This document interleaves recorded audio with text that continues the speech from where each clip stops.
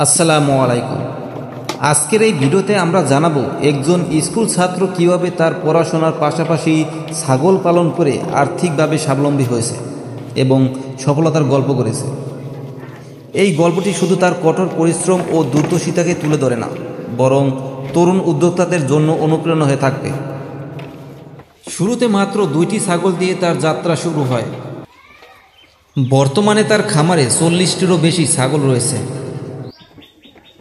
মাসিক আয় 20,000 টাকা। পরিবারের সহায়তায় প্রথমে 2টি দেশি ছাগল কিনেন। স্কুলের পাশাপাশি সময় বের করে ছাগলের যত্ন নিত। স্থানীয় কৃষি অফিস থেকে বিনামূল্যে প্রশিক্ষণ নেন।